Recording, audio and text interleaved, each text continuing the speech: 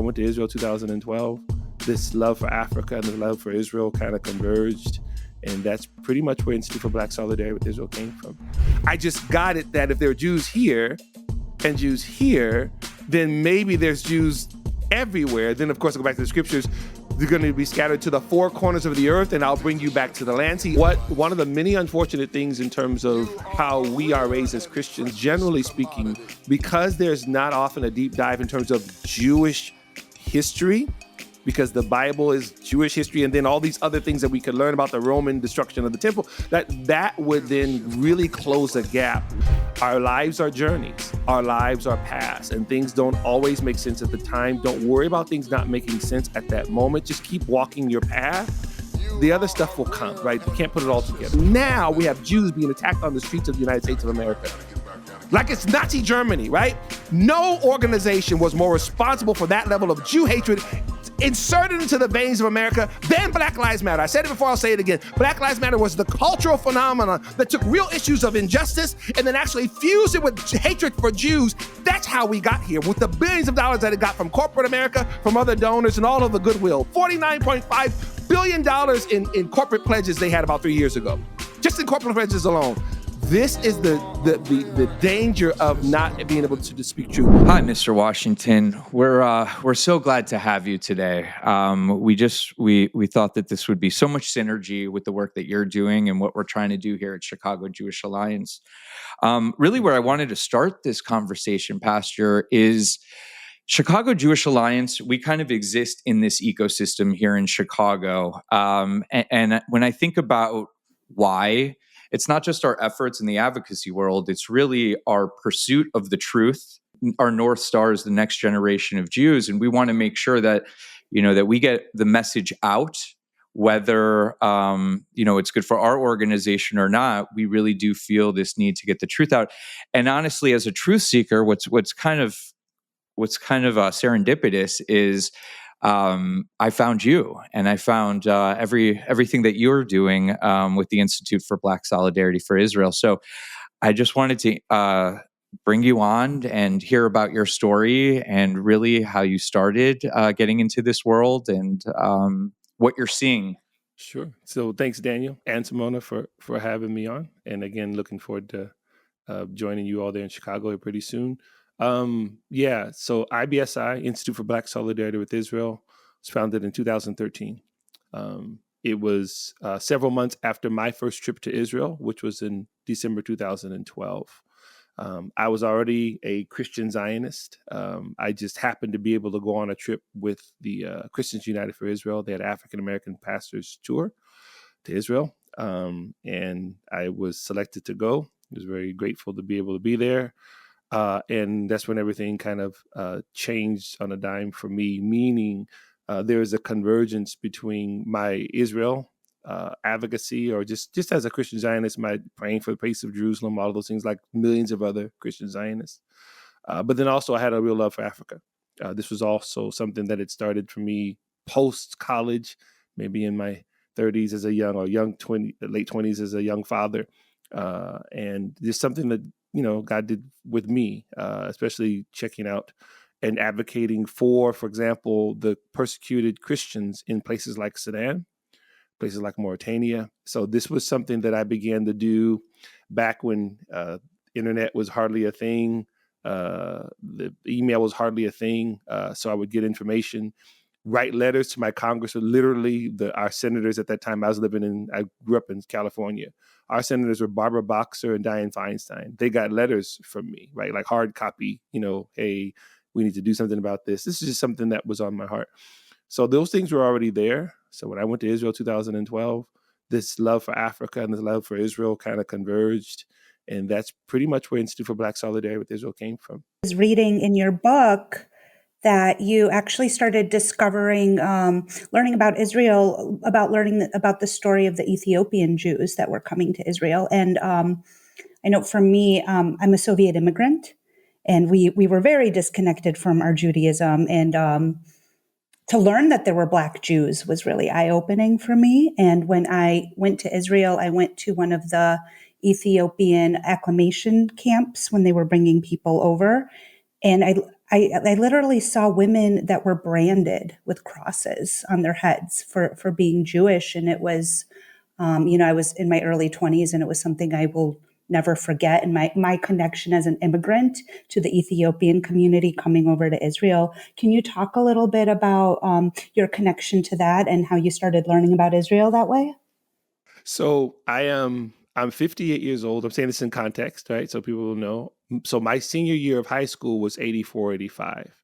November 1984, those who know the Israeli history, was Operation Moses, right? So I knew nothing about the modern state of Israel at that point. I'm 17 years old, right? I love Israel. I don't know much about the modern state of Israel. This is more just what I call spiritual Zionism, which I talk about in my book a lot, which is deeply embedded in the African American church tradition, right? Everything from Negro spirituals to the motifs of slavery to freedom, all of those things, right? So none of this was foreign to me. This was all part of my ethos as a child. But I knew nothing about the modern state of Israel, right? I knew nothing about 1948, nothing about 1967, none of those things at all. This weren't discussed either in home or in church or in school, right? So my first picture of the modern state of Israel was literally film footage of the Aliyah. I didn't know what Aliyah was. I didn't know what Ethiopian Jew was, none of these things. I'm on my way out the front door of our house in Stockton, California. My mom's watching what was probably Peter Jennings' World News Tonight. And this is back in the day, young people were there. There was no cable stations. There was not even a Fox. There's ABC, NBC, CBS, and some PBS station. Other than that, good luck with whatever you're going to find, right? Some sort of local whatever.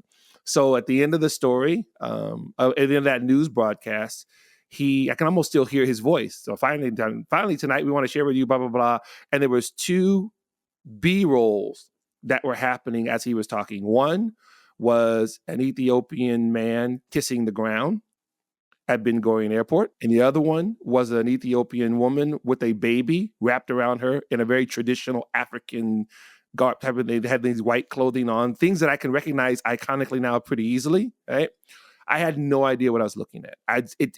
I froze. It's almost like I told people God took my face in his hands, had me glued to the screen, and almost like took a picture. There's no cell phones or anything like that. Just took a mental picture, boom. It's almost like God said, hold this for a second. I'll come back to this later, right? So it had a deep impression on me, but I didn't know why. And let me pause here and do this old pastor thing, talk to the young people.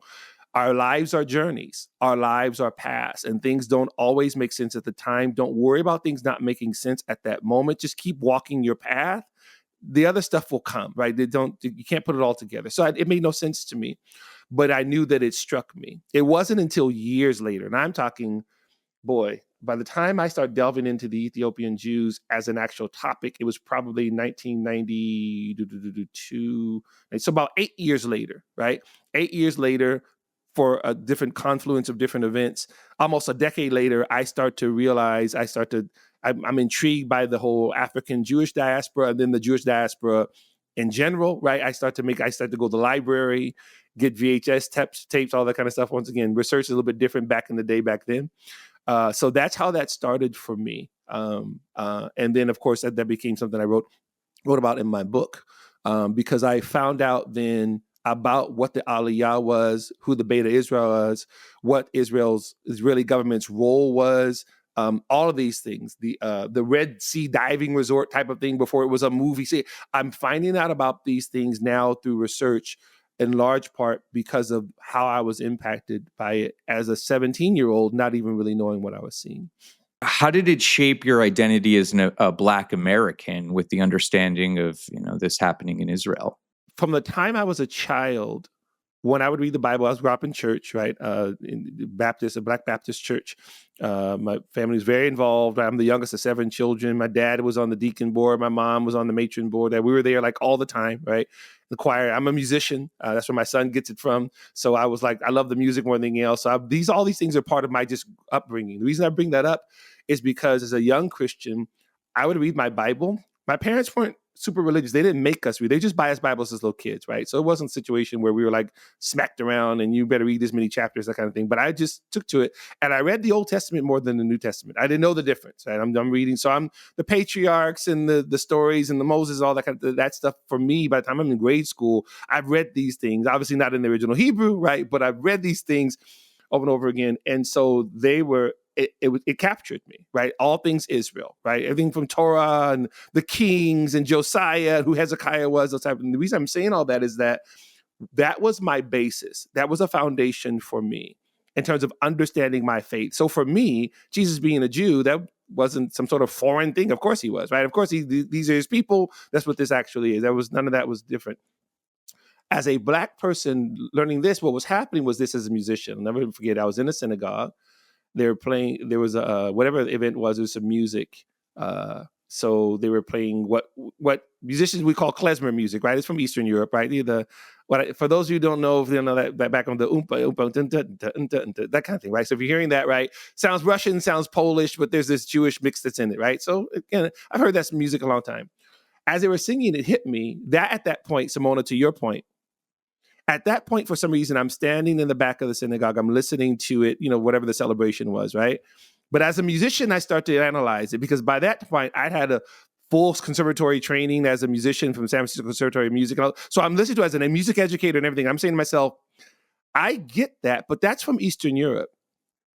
And then the flash of the Ethiopian Jews said, that's not the music that they would have been playing in the mountains of Ethiopia, right? That's like going. So that was the disconnect for me. That's where the journey started for me. I went, okay, wait a minute. That music sounds like that because those Jews were dispersed to that part of the world. So as a musician, I said, so then what would music sound like for Jews who were taken or dispersed, right, to other parts of the world? That's where it actually started for me. The music part started. So then I'm going to the library, I'm getting stuff, and I'm learning about Beta Israel because that's when it hit me. My first connection was Beta Israel because I said, oh, yeah, way back in 1980s, right? Now these dots are connecting, right? Oh, about 10 years ago at this point, I remember this. Let me go check this out. And from then, I began to understand a broader worldview. Let me pause and say this too. I still didn't completely understand the concept of diaspora. I just got it that if there are Jews here and Jews here, then maybe there's Jews everywhere. Then, of course, I go back to the scriptures. They're going to be scattered to the four corners of the earth, and I'll bring you back to the land. See, all of these things are just becoming, they're nascent things in my mind, right? They're just things that are kind of going off my little brain. My little hamster wheel is going as fast as it can, right? So I'm trying to catch up to it. And I'll say this last part of it too, as a Christian. One of the many unfortunate things in terms of how we are raised as Christians, and there's many Christian denominations, everybody approaches this differently, but generally speaking, because there's not often a deep dive in terms of Jewish history, because the Bible is Jewish history, and then all these other things that we could learn about the Roman destruction of the temple, that would then really close a gap when it comes to Christians who don't understand the modern state of Israel and its connection to biblical Israel. They would understand that, oh, okay, I get it. Jews were scattered to South America and Africa and Europe, and okay, and then boom, makes complete sense because it's a biblical type of thing. So that for me was me kind of tutoring myself, kind of walking through it very slowly. Well, no, it speaks to what we started with, truth seeking, and that's kind of amazing. It was an amalgamation of culture, music, biblical scholars. So if that crystallized for you, and you said again in the 90s, at what age, Pastor? But at that point, I'm in my 30s. 30s. About 30, yeah. I have to do the math at 32, 33, yes, yes, sir. It's a beautiful story, and it's a story about seeking the truth, and if you were to ask me in the 20s. 90s, Bad 20s, 20s. okay. Yeah, yes, sir. But really, it was the 90s. And for me, growing up in the 90s, there was Jewry that was assimilated, to me at least, in this country. Now, the prevailing narrative is a little different than the journey that you went on, that I see. It's not just Christian, but it just seems to encapsulate the youth. Right. So what was unique about your journey? How can we share that message? How can we share not just the message, but the truth seeking? And in an age where it's so easy to conform, and in fact, if you assimilate, you'll probably have an easier time. How do we push the value of truth and speaking truth? I think that, to your original point, Daniel, mine was organic as it was, but it was also as oblivious it was to me at the time. It was a pursuit of truth. I just want to know, right?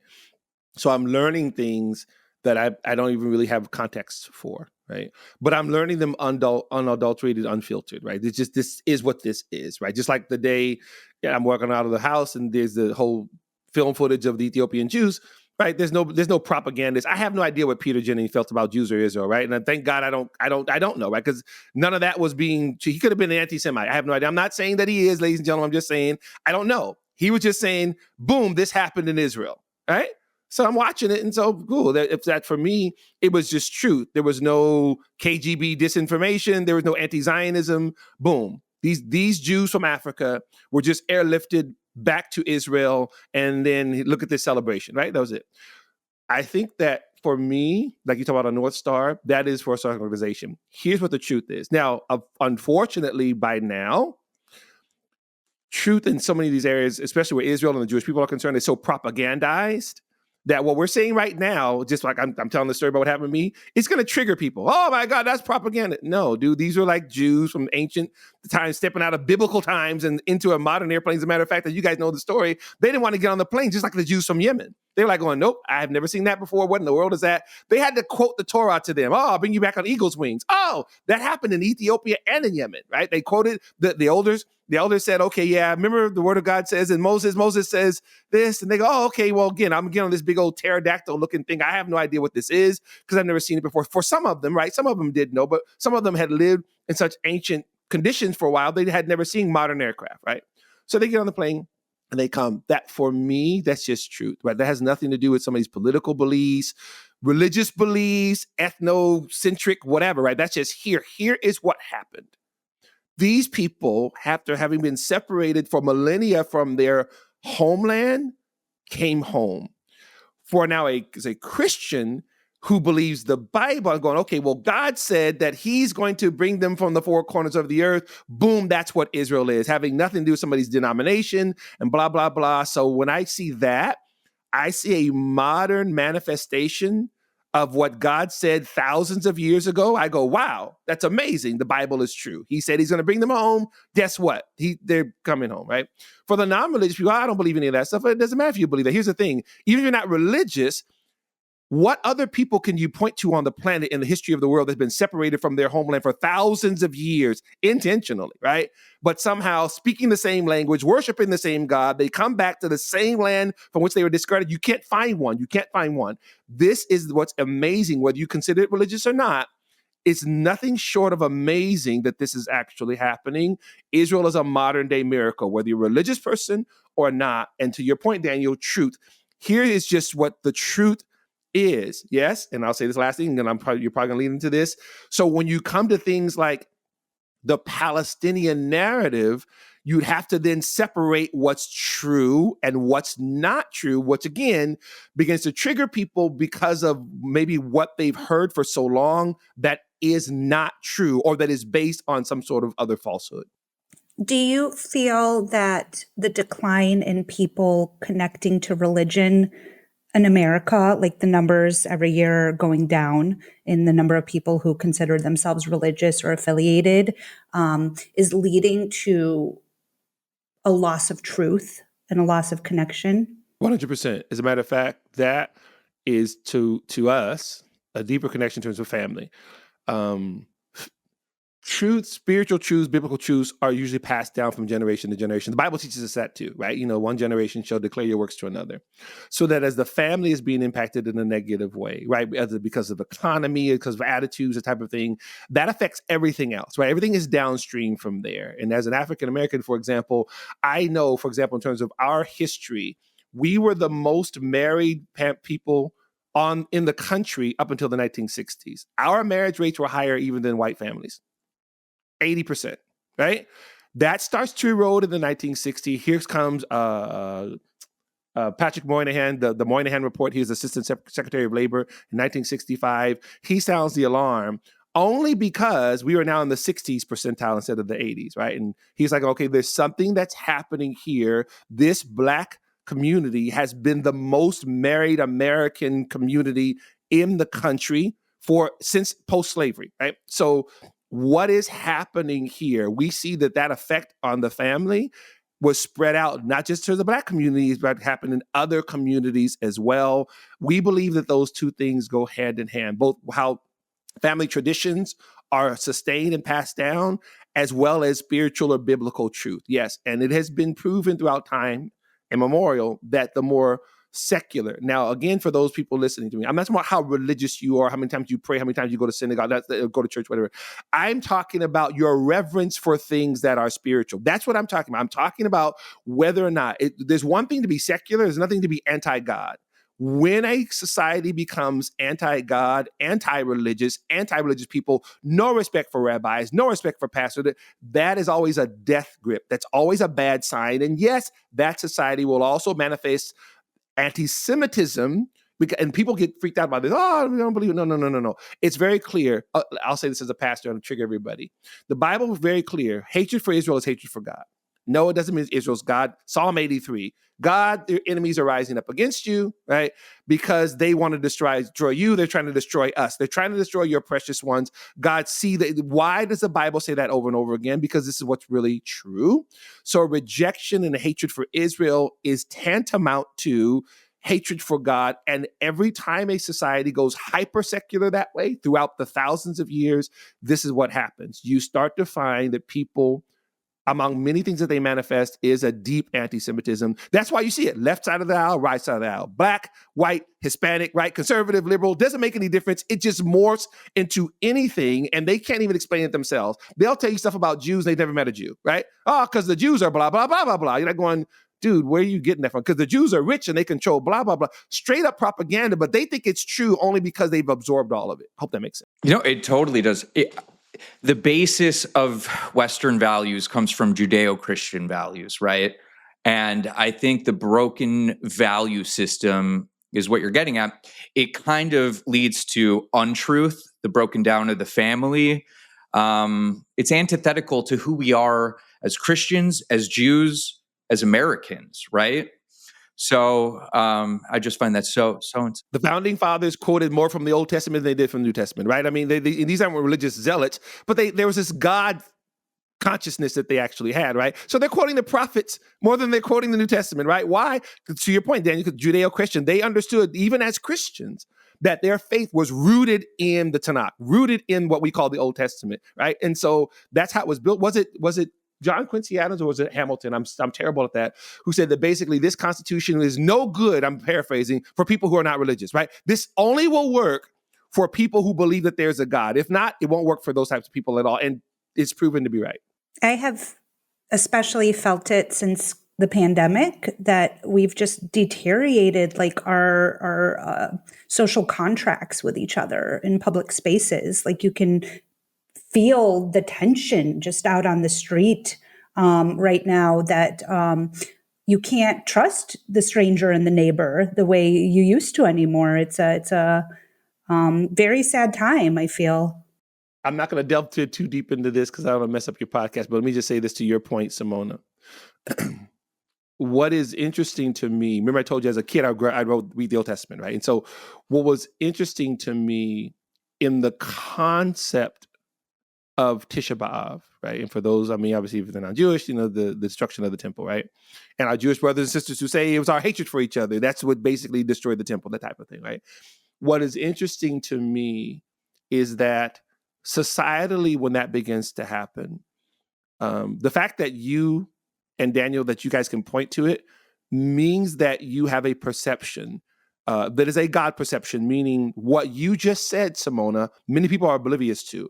They may have a sense that something's kind of off, but not to the degree that you just described. Like, talk about our contract with each other, right? And this is often the case. So that in the days leading up to what was going on with the Jewish people, I'm not trying to make it too deep here, but in Judea, there were a few, like the Jeremiahs, who recognized this is not good.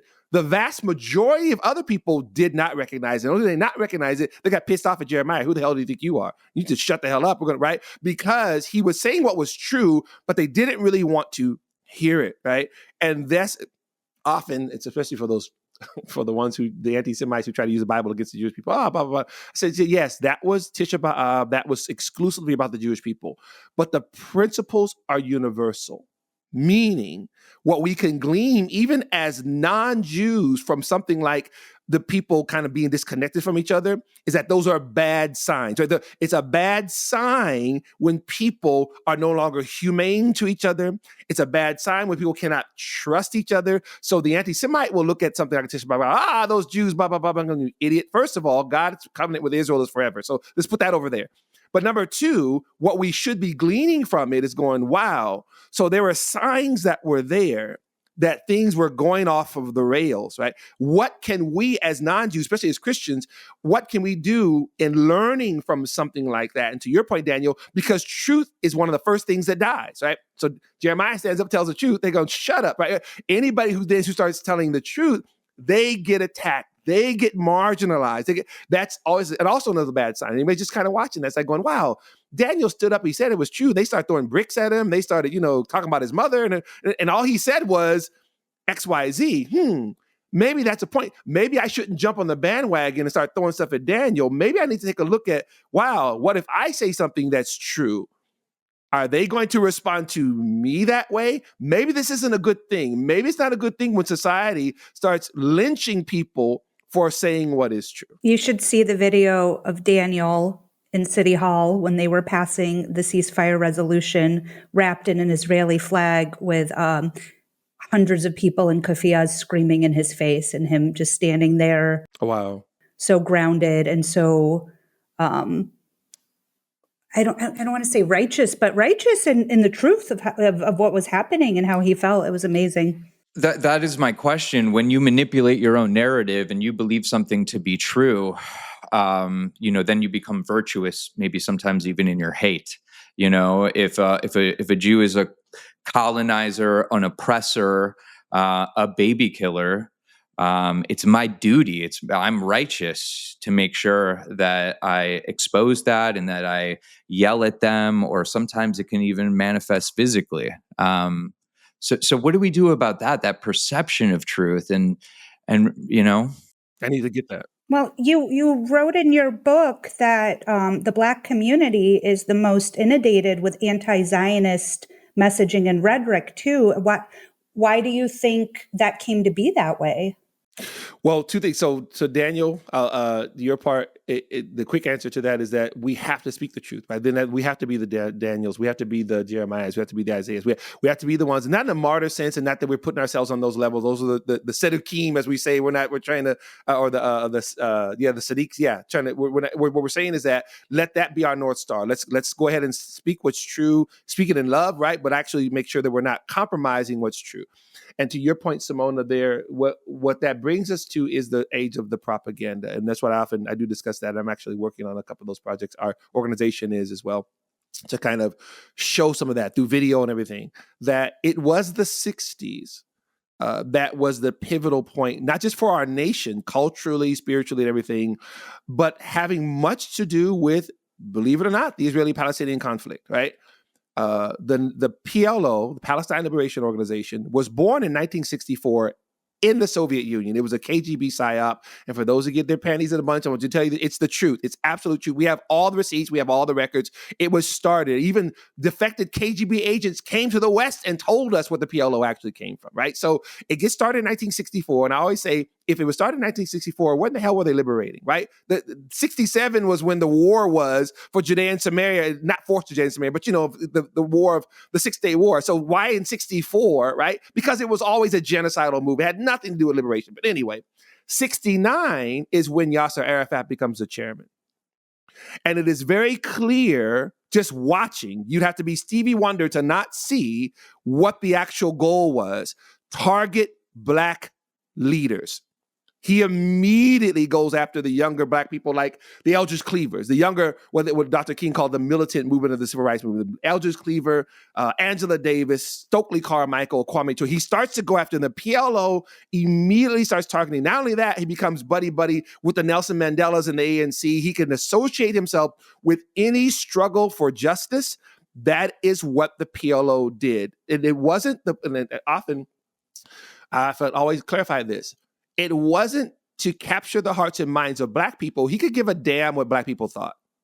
He just wanted to make it look to everyone else that his was a righteous struggle. So stand next to Jesse Jackson, stand next to Nelson Mandela. It was very, very clear in his mind, and because of pictures worth 1,000 words, the propaganda was the PLO is a freedom fighting movement. Fast forward to now, what do these kids on college campuses think? They think Hamas is a freedom fighter. That started decades ago, but then their grandparents were the ones who are being inundated with this. And we say in terms of the Black community, because it made it equal, that if you didn't understand what you were seeing, that somehow if you were a person of justice or civil rights, then you were by default pro-Palestinian, anti-Israel, because Israel was a colonizer and an occupier and imperialist. That was the game. It started in the late 1960s. Most people just dismissed it as all silly or whatever like that. But here's the diabolical genius of both the Soviets and the Arab nationalists.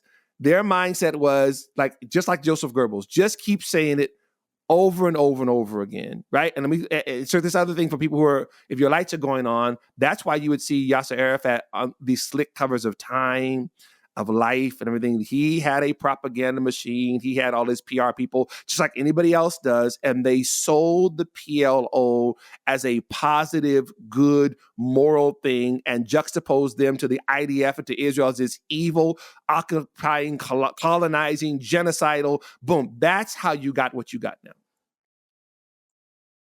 Of course, none of that is true, but that's what happened.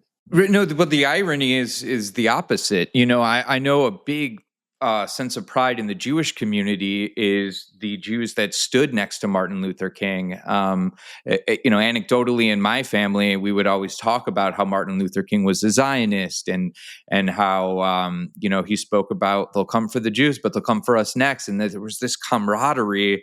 I think a lot of the Jewish community is hurt by that they felt like, you know, that there was this synergy between our two people. So to see it today on college campuses kind of manifest this way, it hurts, I would say, you know? No, exactly. So I've had, Noah Tishby and I had a phone conversation about a year ago. She mentioned that to me. I think her grandfather, if I'm not mistaken, Noah was like one of the rabbis who actually marched as well. And if I'm not either that, or I know it was an older family member who was very, very connected to the civil rights movement.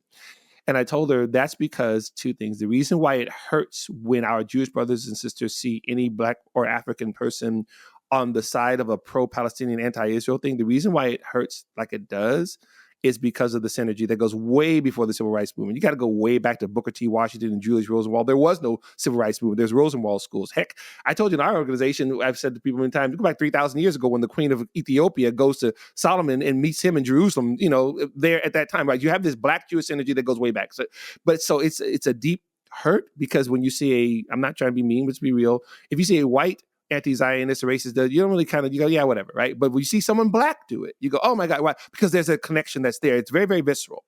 But I'll also say this to my Jewish friends all the time.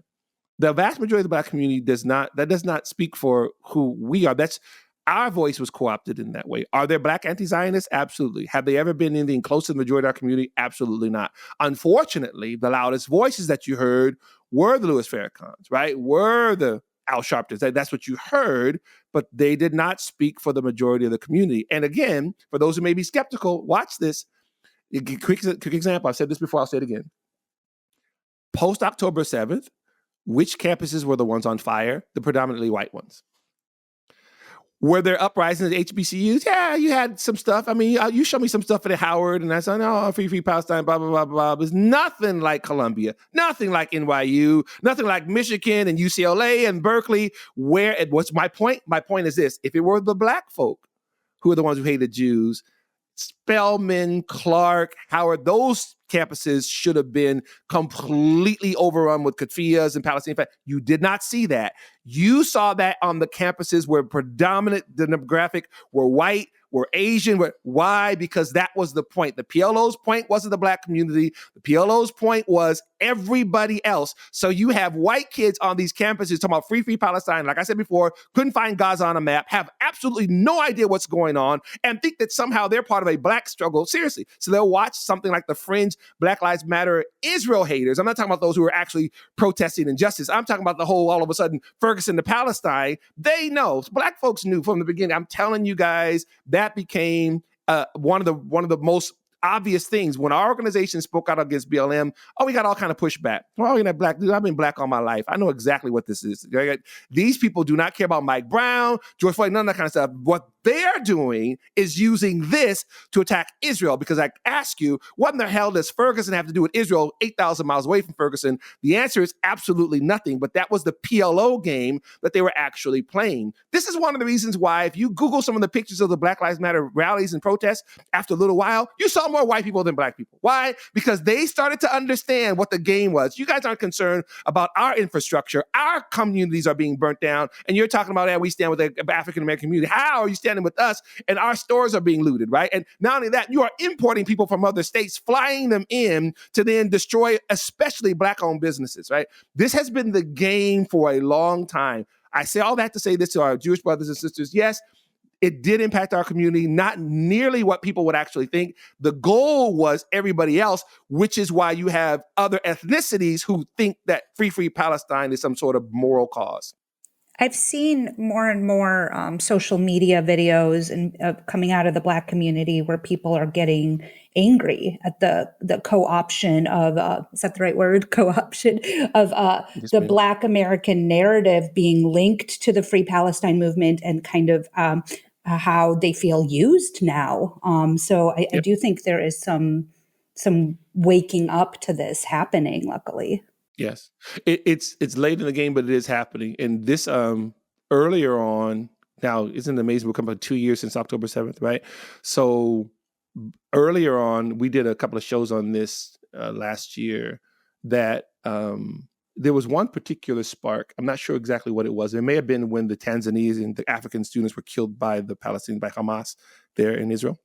I know we shared the video, it went viral and everything, about literally they killed him because he was a Black African. And they said all these nasty, horrible things to him, just mutilated. And then captured it on film as if there was a good thing. And we said, everybody, look, let them tell you what they think about Black people. We want you to see themselves, not us, them, right?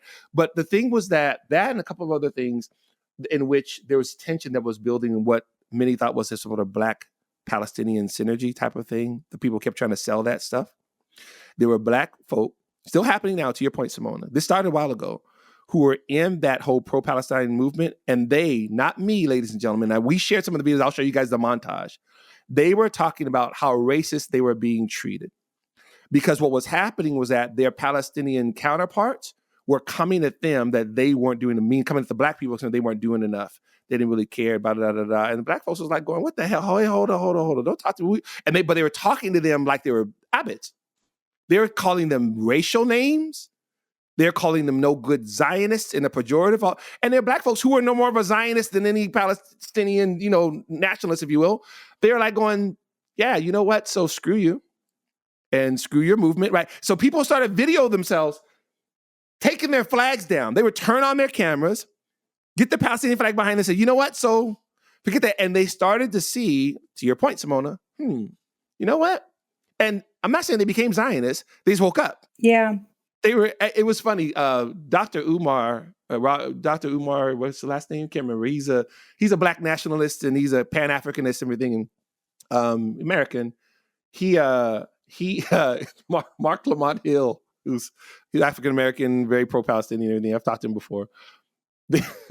I'm chuckling because I'm sorry. So anyway, so Umar Johnson goes on this rant. He goes on the video because people are asking him, Dr. Umar, yeah, you need to say something pro-Palestine. And basically he goes on the thing. He's not a Zionist at all. He thinks Israel is suspect and everything. But he goes on this 15-minute rant about all the slaves throughout the Arab Islamic world, how they're treated, the Black Palestinians, everything. And he goes off, right? I didn't even share it. I just watched it. So I'm cracking up laughing. So then people like Mark Lamont Hill trying to explain, he's not saying he doesn't stay with Palestine. No, dude, he's exactly saying that, right? You can try to fix that if you want to. He's not saying he's pro-Israel, but what he was saying was that leave me the hell alone. He said, you know what? I'm not a Zionist. He said, but at the same time, forget all that stuff. Do you know how they treat Black people within? And I was like going, yep, 100%. Amen. I gave him the amen corner. That is what has been happening more over the last couple of years than we've ever seen before. A real grassroots discussion happening within the younger Black community of, you know what? I may not understand all that's going on there, but I do know one thing. The conversations around African slaves in Algeria and Sudan and Qatar and Saudi Arabia. Yes, Saudi Arabia. They're going, Yeah, let's have that discussion. They're recognizing how that discussion is nowhere on the table, but Israel and Palestine is. Are you familiar with the name of the neighborhood where the Afro-Palestinians live in Gaza? Abid. Yep. 100%. Yes, ma'am. They call it the town of the land of the slaves, right? And not only that, for people who don't know, how did they get there? The vast majority of them got there during the trans-Saharan slave trade. Many of them were brought as slaves by their Arab owners, right? That's actually how long they've been there in those regions, because again, that area of the Levant, no different than other parts of North Africa. In Libya right now, we could have anywhere between 500,000 to 1 million slaves right now, open slave markets where you can buy a male or female slave for $300 or $400 right now, not the transatlantic slave trade, the trans-Saharan slave trade, which goes back 1,400 years. People are just now slowly beginning to wake up to the whole what's really happening here. Why is it that even the United Nations has declared Sudan it's the greatest humanitarian crisis on the world? The United Nations, which is as anti-Israel as they come, even they had to admit that what's going on in Sudan trumps everywhere else, but still it does not get the media attention that it needs. Yeah. That's the truth part. So back to Daniel's part. Here's the part that's just true. It's just true what you think about Israel, Palestine, blah, blah, blah, blah, blah, blah. So even if I won't call her out. There was a very, very famous African author. I'll say her name. Amama Chadike. I'm saying the name wrong. I know her. I love her work. But she was my criticism of you, ma'am, if you ever get to see this. She was on a news thing, BBC, whatever it was, and she was talking about how when she saw the destruction of Gaza and whenever she hears about the death of Palestinian children, she just can't sleep at night. I said, okay, first of all, no human person wants anybody to be killed, especially children. I don't care, Palestinian, Israeli, whatever. You don't want to see death and destruction. Unfortunately, wars become necessary when stuff like people invading your country and slaughtering your people. But okay, so I get that. But you're Nigerian. It is the most dangerous place on the planet to be a Christian. 4,000 to 5,000 are slaughtered every year in Nigeria, and I haven't seen one video of you with your heartstrings pulled about the dead Nigerian Christian. I said, that's what I'm talking about, that mind virus thing. I'm going, okay, I get it. It's really the Palestinian people of Gaza. I get that. But are you serious right now? Where is your video about Sudan, Mauritania, Algeria, Libya? Where? None, right? That becomes the truth part of it. That if I'm really serious with you about how what's going on with the people of Gaza is breaking my heart, but I have not a tear to shed for what's going on in Sudan, for what's going on in Nigeria, I'm showing you that I'm an anti-Semite. I'm sorry, ladies, I got to call it as I can see it. Why? Because all I care about is something that I think is impacted by Jews. Mm-hmm. And once Jews is taken off the table, I don't give a flying flip. That's the part where we are right now. And it's the scariest type of the Jew hatred, because again, it's actually operating your moral system, but you don't recognize it. You think you're being a positive moral voice by talking about free Palestine, and you had to step over the dead bodies of Africans to even get to that protest, to talk about how Israel is doing X, Y, and Z, right? And the dead bodies that you stepped over has nothing to do with Jews or Israelis. But all you care about is what you think is happening in Gaza. And yes, it's a tragedy what's happening there, but it's a tragedy that Hamas created, and they still, oh, by the way, have Israeli hostages, right? They still refuse to let the hostages go, but somehow it's Israel's fault for wanting its people back and wanting to destroy the terrorists that are trying to destroy them. If that's how your moral compass operates, it's broken. Sorry, seriously, just have to clap to that. Truly. I mean, I'm even thinking about the juxtaposition of what we said with Ethiopians being flown to Israel, and the slave trade is still in existence as we have this podcast. And yet the cognitive dissonance is so strong, And then I think about even Black folks who have an interest in all these other countries like Nigeria, this lady, and yet what's amplified. And that's why we say, anti-Zionist is anti-Semitic. It's the amplification of this one crisis. And then sometimes I wonder, do they care, or is it just virtue signaling? Is it the mind virus where they actually believe this and believe they're virtuous, or are they just saying these things? I really don't know. What do you think, Pastor? I mean, Well, I think it's a combination of both. It's amazing that, again, like you guys know, we have 6 children. They're older now, like between 35 and 24. And so one of the things we used to talk to them about as they got older is that the misnomer that peer pressure is a child thing. Peer pressure does not go away. You could be 50, 60, 70 years old. And if you are not conscious enough of it, you will say and do things just because everybody else in your demographic is saying it or doing it, right? It's not, oh, Johnny, a 10-year-old, if your friend jumped off the bridge, would you jump off too? Yeah, that works for kids, but it works for adults as well, right? It works for adults. Adults who, let me give my little soapbox now as a pastor, who buy things they can't afford because their friends have them, who date people that they think that their other friends think that they should date because not because they like them, but because they're friends, right? Who do what's acceptable, right? So for Simona, for those of us as parents who parent in a way that's acceptable to their peers, not based on what's best for their child, right? They're sitting there letting their child do or not do something that they know in their heart is wrong, but all their friends do it too, so they're going to do it, right? That's how deep it goes. People want religious belief, cultural beliefs. They will shape what they believe or how they act based on whether or not they get accepted. That's the danger, right? And social media just amplifies it, right? People will tweet stuff or say stuff based on whether or not someone's going to like it, share it, or whatever, right? Not based on, I don't want to ruffle any feathers, but they'll do it on an unconscious level. So the Palestinian thing, because if you really cared about the people of Gaza, you would speak truth to power to Hamas. That has been slaughtering Gazans, as I said before, in 2021 when they fired 4,000 rockets at Israel. A huge percentage of those rockets hit Gaza, killing people in Gaza. The same people pissed off at Israel said nothing about the Gazans being killed by the Palestinian Islamic Jihad rockets. Why? Because they knew if they said something about Hamas or about Islamic Jihad, they would get pushed back and no longer accepted in the stupid circles that see a square as a circle and a circle as a square. What starts to happen is that cultural mindset becomes so strong, I will sit there and lie to myself based on the fact that I don't want to be uninvited to the parties. I don't want to get taken out of the chat group. That's what actually happens. And it's really real, probably even more for adults than for kids. Kids has a certain amount of, street cred, right? But for adults, this could be, your coworkers will stop talking to you, right? You're everything is on the line. If I say what's true, right? And not just say what's true, if I don't parrot the talking point, there were people who made their profile pictures black squares while Black Lives Matter was attacking Jewish communities and attacking Black businesses, because if they didn't make it a black square, somebody was going to come for them. Yep. That's what I'm talking about, right? People who even have a problem with what's going on, but won't even voice it or won't even act on it because they won't be accepted. So what's the remedy? We have to still speak truth.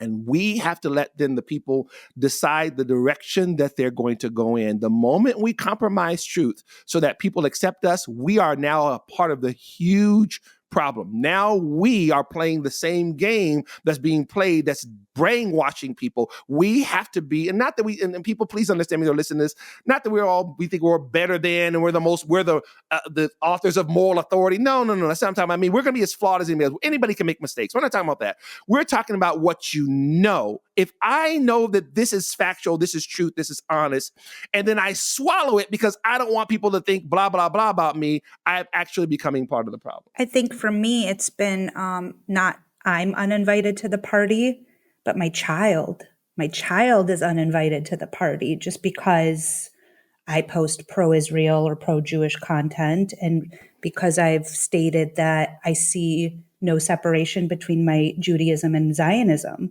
This whole concept of Judaism and Zionism, like you spoke about it earlier, about how rooted it is in the Bible. And for people to now sit here and tell us that you can be Jewish but not a Zionist is just extraordinary. But the repercussions on my child that I've seen for this is, especially here in Chicago, where, every lawn had a Black Lives Matter sign on it. And, when everything was happening in 2020, I support the whole concept of what those words stand for. And I actually had a family member who was like, hey, I see you posting a lot about Black Lives Matter. I want to educate you. and educated me on the history of the organization, not the sentiment, but the organization. And for me to even pull that square off my profile and the consequences it had for my child is just staggering right now.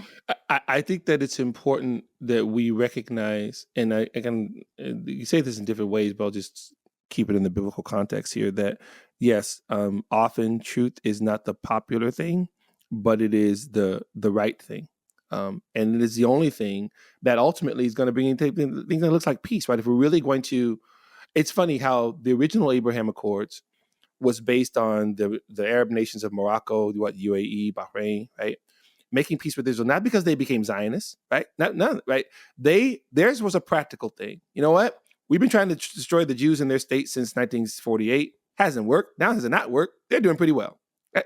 Maybe we should stop this and allow the Jewish state to exist and maybe work with them. I believe it was Adam Milstein who quoted that article when it first happened, that Bahrain and Israel did $1 billion worth of trade in the first year of the Abraham Accords, right? Like, oh, you know, maybe this is good. Maybe peace and prosperity is not a bad thing.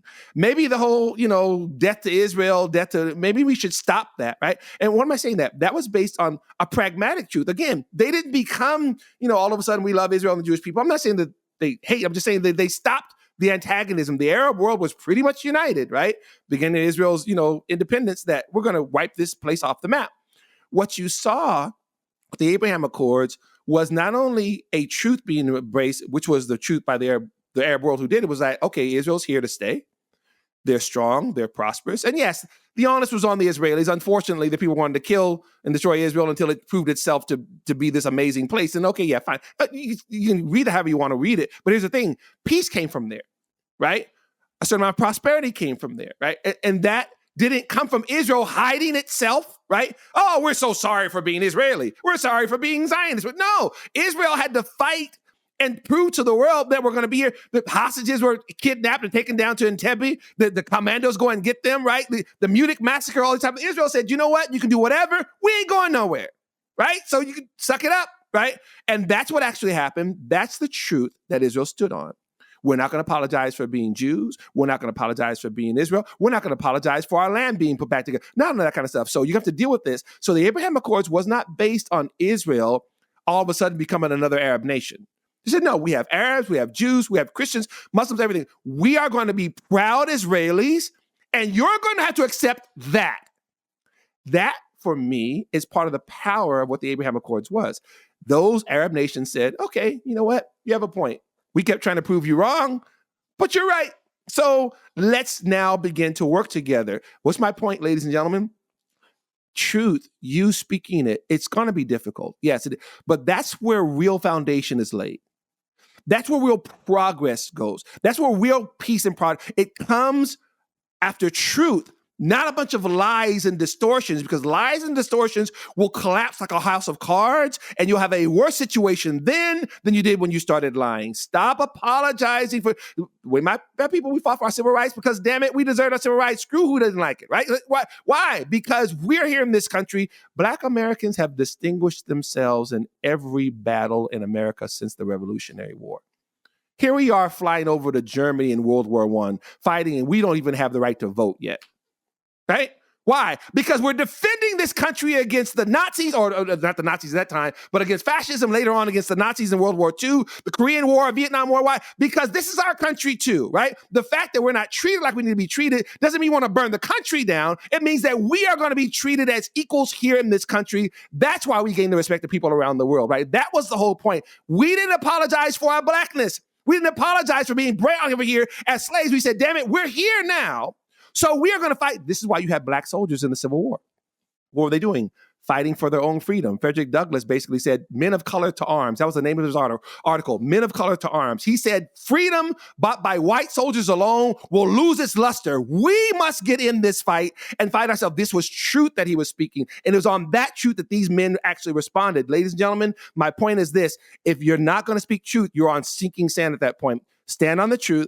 Speak the truth. It's going to be difficult, but do that. And then you're going to have a real positive result at the end. Once you compromise truth, it's not going to work. Sorry if I'm yelling and screaming. I love the yelling and screaming. I love it. No, I just think we're, like I said, Simona and I are in healthcare, and it's like, if you can't diagnose something, then you can't fix it, right? 100%. So, and the other thought I had was the inverse of all of this: decolonizing means violence. I mean, that's where this ends up. These peaceniks who are saying, "Oh, we want to decolonize America," Right. well, that's going to take violence. Yes. And I hope you have a better institution and infrastructure than the Constitution. They don't want to decolonize Libya where there's slaves all over the place, right? They don't want to decolonize Mauritania, right? They want to, yeah, exactly. That's how wackadoo. Exactly. Yes, sir. I guess I know we're coming up on time here, but we talked about the synergy there used to be between the Jewish and the Black community, and I feel like we became so insular as Jews too that this is on us. So what can we're a Jewish organization in Chicago trying to combat anti-Semitism, but one of the words in our name is alliance. What can we do to recreate and lend our hand back out to the Black community here in Chicago?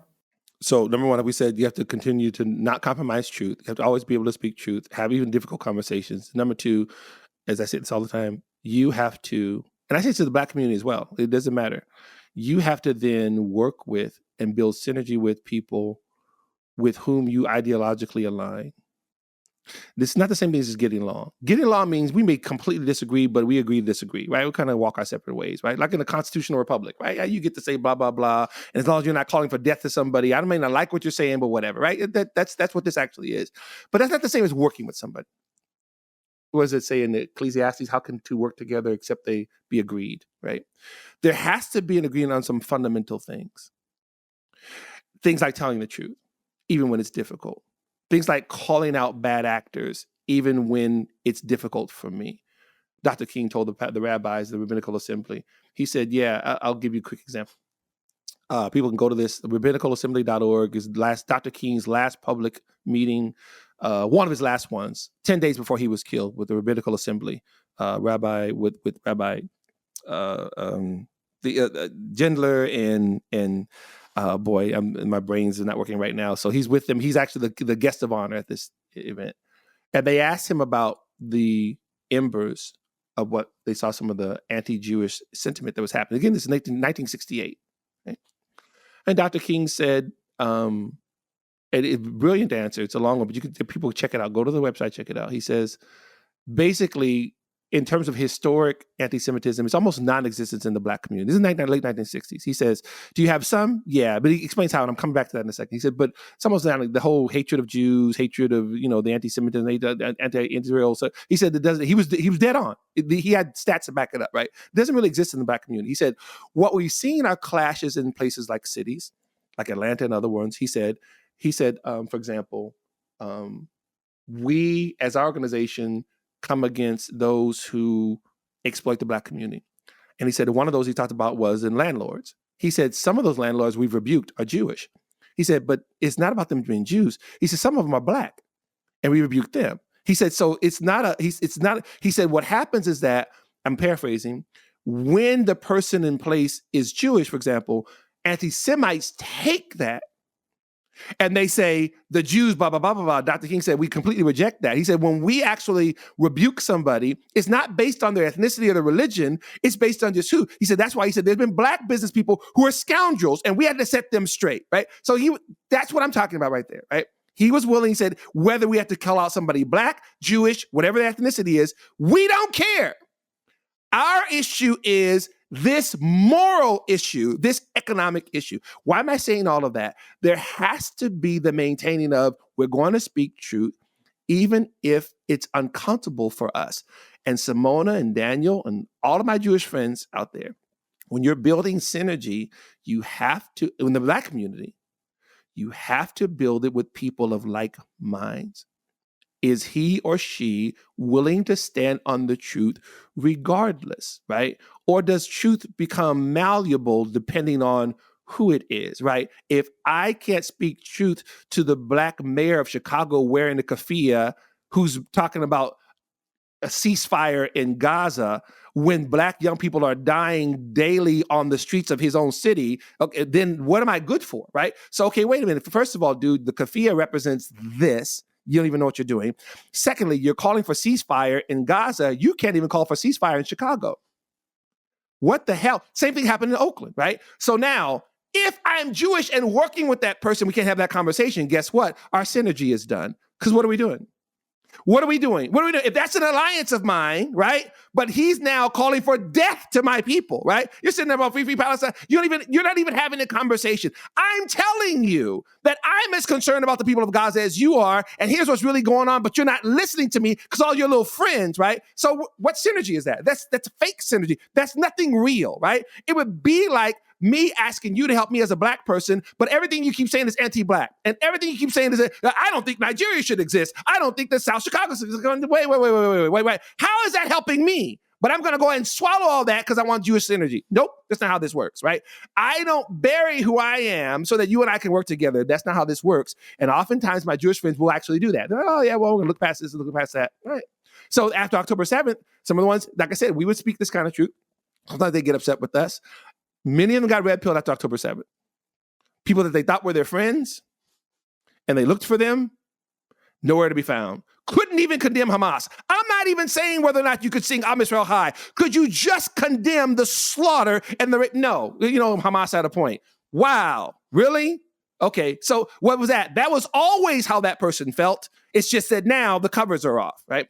So Simona and Daniel, and I can tell you this part, so we might get discouraged. No, there are plenty of other African-American leaders out there who will not compromise truth, who will actually stand with you and actually say what's true. And there's plenty. That's what we do. We work across the country. I'll be in Atlanta pretty soon. I'll be in Dallas after that. I'll be Black American and African here in the States who will stand with Israel, who will speak truth to power, who tell the truth about Hamas and everything. It's just that we have to be willing to connect with those people, right?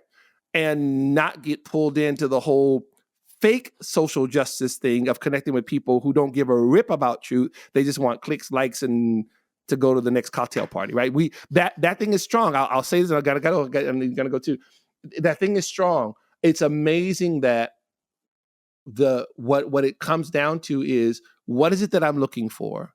Am I looking to be a truth bearer, someone who's going to stand on these principles, as I said, or am I looking for buddies and friends? Right? There's a lot of brokenness out there, ladies and gentlemen. There's a lot of it out there. There's a lot of people who will compromise everything so that Daniel and Simona will like me, right? I want a selfie with them. I'm using you guys as examples. I want them to be. I want to go to their Hanukkah party. I want whatever, right? I want our kids to play. There's a lot of people who will swallow their pride and truth and everything once they're actually faced with it. There was I can't even tell that story. There were those in the Jewish community who saw the negative aspects of Black Lives Matter for what it was, who were shut down by their Jewish brothers and sisters, told to shut the hell up, leave it alone. And some of them have come back around wishing that they would have listened back in 2016, 17, right? They saw when Chicago chapter Black Lives tweeted that picture of the paraglider, right?